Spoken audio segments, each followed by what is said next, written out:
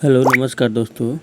आज हम लोग हिंदी व्याकरण के क्वेश्चन को देखेंगे, जिसमें हम लोग का सबसे पहला है व्याकरण में भाषा किसे कहते हैं।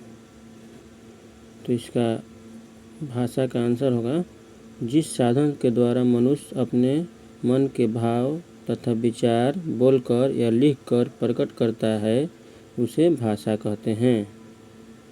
नेक्स्ट है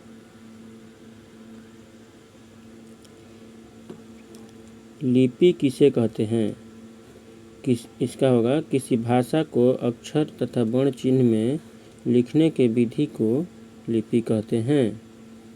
नेक्स्ट है हिंदी भाषा की लिपि कौन सी है। इसका आंसर होगा देवनागरी।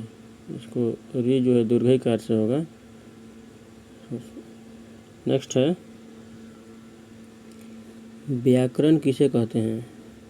आंसर है जिस शास्त्र से किसी भाषा के शुद्ध पढ़ने लिखने और बोलने का ज्ञान प्राप्त होता है उसे व्याकरण कहते हैं। नेक्स्ट है वर्ण किसे कहते हैं। इसका है वह मूल ध्वनि जिसके खंड या टुकड़े नहीं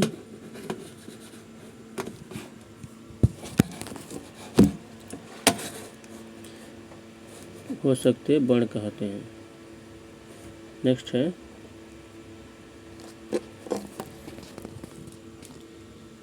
वर्ण कितने प्रकार के होते हैं। वर्ण दो प्रकार के होते हैं। पहला है स्वर वर्ण, दूसरा है व्यंजन वर्ण। स्वर वर्ण कितने प्रकार के होते हैं। स्वर वर्ण 11 होते हैं, अ से अ तक होते हैं। नेक्स्ट है व्यंजन वर्ण कितने प्रकार के होते हैं। व्यंजन वर्ण 33 होते हैं, क से ह तक। नेक्स्ट है शब्द किसे कहते हैं। दो या दो से अधिक वर्ण के सार्थक समूह को शब्द कहते हैं। नेक्स्ट है शब्द के कितने प्रकार के होते हैं। शब्द कितने प्रकार के होते हैं। शब्द दो प्रकार के होते हैं। पहला है सार्थक शब्द, दूसरा है निरर्थक शब्द। अगला है हम लोग का संज्ञा किसे कहते हैं। किसी प्राणी वस्तु स्थान या भाव के नाम को संज्ञा कहते हैं। अगला है संज्ञा कितने प्रकार की होती है। संज्ञा 5 प्रकार की होती है। व्यक्तिवाचक संज्ञा, समूहवाचक संज्ञा, द्रव्यवाचक संज्ञा, भाववाचक संज्ञा, जातिवाचक संज्ञा। वाचक होगा। नेक्स्ट है सर्वनाम किसे कहते हैं।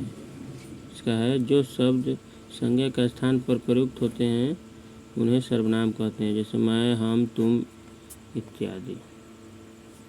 नेक्स्ट है सर्वनाम कितने प्रकार के होते हैं। सर्वनाम 6 प्रकार के होते हैं।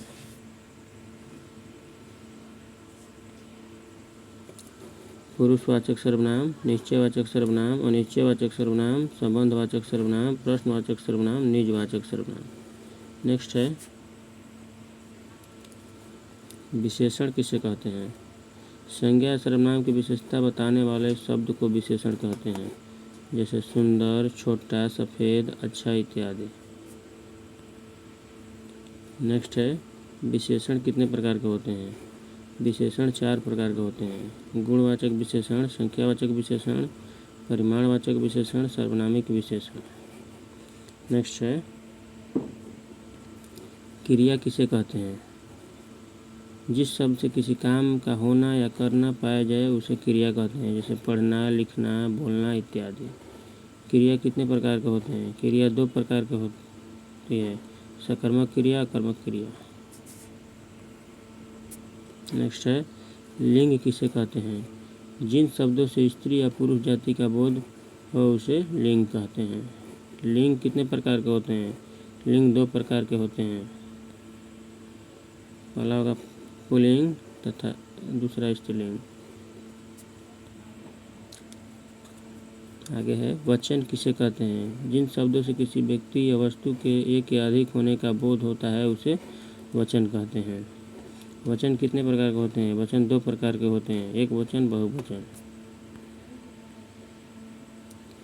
अगला है कारक। कारक किसे कहते हैं? संज्ञा या सर्वनाम के शब्दों के जिस रूप से उनका सीधा संबंध क्रिया या अन्य शब्दों से किया जाता है उसे कारक कहते हैं।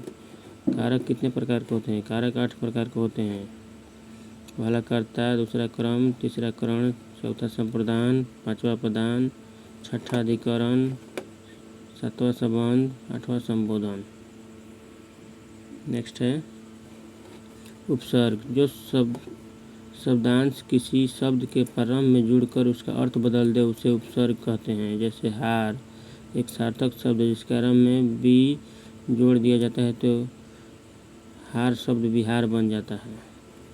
प्रत्यय जो शब्दांश किसी शब्द के अंत में जुड़कर उसका अर्थ बदल देता है उसे प्रत्यय कहते हैं।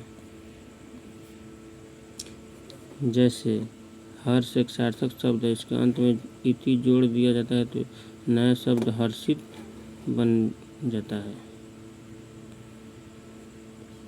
वाक्य किसे कहते हैं? सार्थक शब्दों का व्यवस्थित समूह वाक्य कहलाता है। जैसे आंगन, हमारे घर के आंगन में एक आम का पेड़ है। विलोम शब्द किसे कहते हैं? जब किसी शब्द का उल्टा या परिवर्तित अर्थ दिया जाता है तो उसे विलोम शब्द कहते हैं। जैसे काला के गोरा। नेक्स्ट है पर्यायवाची शब्द किसे कहते हैं? एक ही शब्द के एक से अधिक अर्थ निकले उसे पर्यायवाची शब्द कहते हैं। जैसे आँख, नेत्र, नयन। छंद किसे कहते हैं? हिंदी साहित्य के अनुसार अक्षरों की संख्या, मात्रा, गणना, यति, गति से संबंधित किसी विषय पर रचना को छंद कहा जाता है। काल किसे कहते हैं? क्रिया के जिस रूप से कार्य के होने समय का पता चले उसे काल कहते हैं। काल का अर्थ समय है।